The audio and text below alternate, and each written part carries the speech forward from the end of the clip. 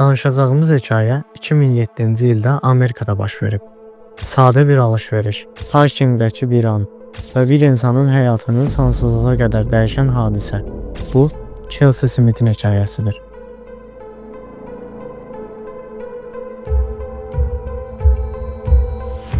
iyun 2007-ci il, Kansas ştatı, Overland Park şəhəri. Chelsea Smith 18 yaşında gənc, enerjili və gələcək üçün böyük planları olan bir qız idi. O günün planı çox sadə idi. Target mağazasına getmək və sevgilisi üçün kiçik bir hədiyyə almaq. Mağazaya daxil olduqda hər şey adi görünürdü. Rəflərin arasında gəzir, müxtəlif hədiyyələrə baxır və qısa bir anlıq gülümsəyirdi. O, telefonla anası ilə danışır, hədiyyənin necə bitəcəyini soruşurdu. Hər şey normal idi. Heç kim bilmirdi ki, bu sadə danışıq onun son rahat anları olacaq. Chelsea mağazadan çıxır. Gecədir.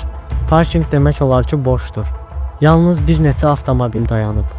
Havanın sükutu və işıqların solğunluğu hadisənin gərginliyini artırır.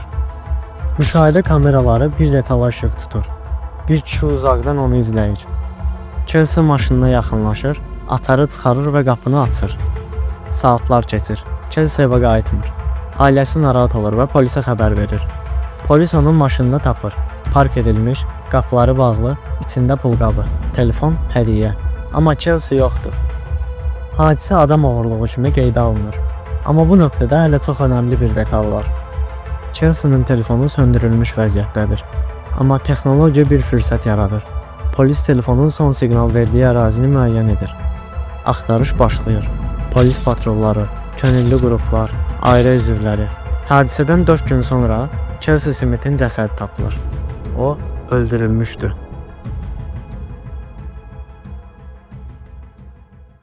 Araşdırma nəticəsində şübhəli müəyyən edilir. Onun adı Edwin Royal idi. Kamera görüntüləri, DNT sübutları və şahid ifadələri hamısı onu ifşa edir. 2008-ci ildə o, günahını etiraf edir və ömürlük həbs cəzası alır. Amma bu hekayə yalnız cinayət və cəza ilə bitmir. Chelsea'nin ölümü hüquqi dəyişikliklərə səbəb oldu. ABŞ-da bir neçə ştat Chelsea Smith aktı qəbul etdi.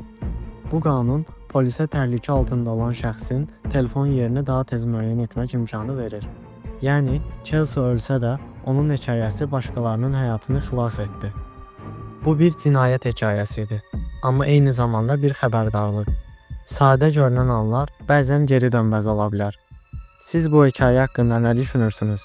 Fikirlərinizi şərhlərdə paylaşın. Belə real hadisələrdən öyrənmək üçün kanala abunə olun. Çünki bəzən qaranlıq hekayələr bizə ən vacib həqiqətləri göstərir.